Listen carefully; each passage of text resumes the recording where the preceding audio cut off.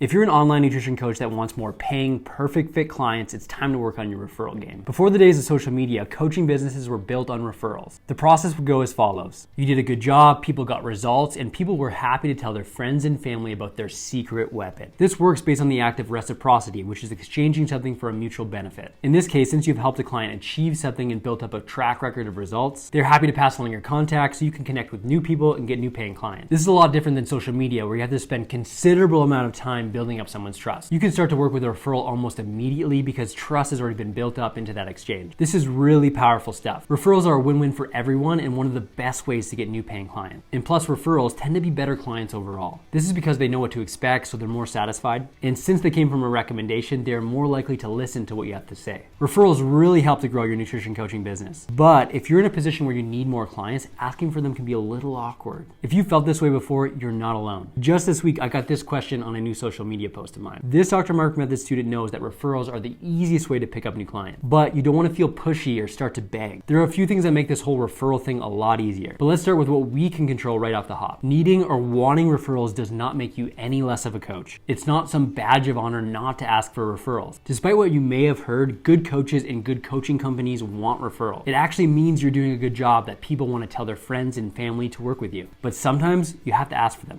A lot of the time, our clients are our biggest fan and they actually want more people to experience our coaching. So you may have to get out of your own way so you can help more people and make more money. Okay, but how do you ask for them? There are no hard or fast rules here, but here are 3 tips that make asking for referrals a lot easier. Number 1, you need a reason. If I've learned anything through my decade of building an online nutrition coaching business, is that you always need a reason. You don't just ask for referrals because you want to work with more clients, but you have some space opening up in the next few weeks and you'd love to fill it with some perfect fit clients. Side note, it's really important to work a deadline in here because people really don't mind doing work for you, but they need a deadline so they can prioritize it. But more on that later. Okay, but you have some availability. And since you have people on your coaching roster that have been excellent clients, i.e. they're really punctual with check-ins, they work really hard, or they're just really fun to work with, since they have all these positive attributes, they probably know someone else that would be a good fit to work with you. So here's how this looks at the end of a check-in or in a message. One last thing, I have 2 to 3 spots opening for nutrition coaching in the next week. If possible, I'd love to fill them with referrals from my A-team, hardworking, punctual clients just like you. Do you know anyone that's a good fit? If so, could you pass along their contact? Email is fine by Friday so I can reach out to them. The best thing here is a warm introduction, being CC'd on an email or being roped into a message thread, but even just getting a contact where you can reach out will work. Anytime we ask for something, we need a reason. People are busy and they want to help, but they need to know what's in it for them. In this case, it's because they're great clients, so pump their tires and let them know that. And because of that, they probably know people in their social circle that would be a great fit too. And if you haven't experienced this before, people want to work with a coach that their friends are working with. It may be for the shared experience or even just keeping up with the social status of people in their circle, but once people are aware that someone is working with you and there's an opportunity to work with you, it can be almost overwhelming the flow of new clients. Start asking with a reason and the flow of perfect fit clients will start coming to you. Number 2, you need to nail the timing. Maybe you don't need to pick up any new clients. This is even better for referrals because there's no urgency or scarcity to ask, but you still want to get in the habit of asking anyway so you can start nurturing relationships with people that would be a good fit. The key here is to ask when things are going well and not just at the end of your working relationship. There's no better time to ask for a referral than when something positive happens. Like when a nutrition client has a big breakthrough or hits a big milestone or result. That's when you ask. And here's what it looks like. I'm so thrilled you've been able to put the plan into action and have lost 10 pounds in the last 10 weeks. This is outstanding. You've done the work, you're rocking the plan, and it's paying off. Now, considering how many people struggle to lose weight and you found a recipe for success, I was curious if anyone in your social circle would benefit from this type of coaching. If you close your eyes and really think about someone in your life that would benefit from the work that we do, I'd be thrilled if you connected us because I'm always looking to help more people achieve what you just achieved. The key here is getting the connection and ideally capturing one aspect of what someone is trying to achieve. Then the follow-up conversations have nothing to do with signing up for nutrition coaching. You can just reach out and be helpful, and maybe there's an opportunity for you guys to work together. And the best time to start these conversations is when clients are happy. The timing is really important. I'll never forget one morning last fall when I found myself in a referral explosion. Since I've been focused mainly on helping nutrition coaches through the Dr. Mark Method, I really haven't focused on talking about my own nutrition coaching. So I was really surprised to wake up one morning and have 7 new coaching applications in my inbox. I was sort of shocked, like, where did this come from? I hadn't even posted about the coaching application or posted it anywhere in ages. I didn't think much of it. I went on working and I was planning on actually responding to all of them in the afternoon. But a few hours hours went by and they just kept on coming in. I had up to 15 applications at this point, but I still wasn't really sure how, but I started to notice a trend. In the how you hear about section of the forum, I started to see Facebook group and Peloton nutrition. Side note, you should always include that question on a coaching application because it gives you insight onto where people are coming from and what you can do to get more people interested in your services. I could only really remember one client that did something with Peloton, so I reached out and asked him, did you say something about me somewhere online? Nope, it wasn't him, so the mystery would live on. But this was getting a little out of hand, and by noon I had 30 coaching applications. I wasn't sure if I could handle it all. And then I got an email. One of my other clients that was thrilled about her very impressive transformation let me know that she had posted her before and after pictures in a private Facebook group. She also linked up my application form and people were really interested and started filling it out. By the end of the situation, we had closed so many clients and made literally tens of thousands of dollars of revenue on this simple exchange, all because one happy client wanted to share their experience. This is the exact moment when you ask for referrals. It's magical. And tip 3, don't ask, but make sure their friends and family see all of your stuff. This is a bit of a trick, but one of the best ways to ask for referrals is not to ask at all. If you can post amazing results, they do all the talking. But the key is getting the right people, who would be referrals anyway, to see these results. One thing I've noticed over the years is when I posted about client success on Facebook, if I actually tagged the client in the post and it lived on their wall, their friends and family would see it, they'd be all pumped up, they'd be commenting, and they'd be asking curiously who helped them with this change. Take this post from Dr. Mark Method superstar coach Meredith. She posted an amazing transformation from her client Ryan. She had helped Ryan lose 50 plus pounds after being stuck in a plateau for years. She posted it on Facebook and tagged him in it. The results were crazy, but also not surprising for this type of post. 73 comments, all from people congratulating Ryan on success and wondering how he did it. Not many clients will brag about their own success for themselves, so sometimes you need to do it for them. This works really well on platforms like Facebook. So make sure to tag your clients in results-focused posts so all their friends and family can see it. It works really well. But on platforms like Instagram, this isn't as easy. And that's because you can post client results and tag them in it, but they're not seen in the same way. Because that tagged in third page isn't really visible and no one really looks at it. I don't look at it. I never look at it. Perhaps they'll share the post to their stories or something. This will help to get a little bit more traction, but check out this tip because it's a game changer. In late 2021, Instagram came out with the collaborate function. It essentially allows you to post something, invite someone as a collaborator, and that post will live on your page as well as their page. So if this is a result they're proud of and they want to share, invite them as a collaborator. Using this function, you'll get similar traction like you would on Facebook. All their friends and family will see it, they'll congratulate them, and they'll want to know more. I've been testing both and it's working just as well. And those are my 3 tips to get more nutrition coaching referrals. Lastly, I just wanted to mention, just because someone isn't willing to give a referral or doesn't have someone they would think about, it doesn't mean that you're a bad coach. This sort of thing just might not be right for them, or they're just not comfortable talking about using the service. Whatever the reason is, it is rarely about you and your coaching, so don't take it personally. But with that being said, referrals are great, and if you want more paying clients, you gotta get better at asking for referrals. As great as all those tips are, if you're really serious about starting a nutrition coaching business, the next thing I'll have you do is check out this video I've linked up right here on how to stay organized as a nutrition coach so you can grow your nutrition coaching business.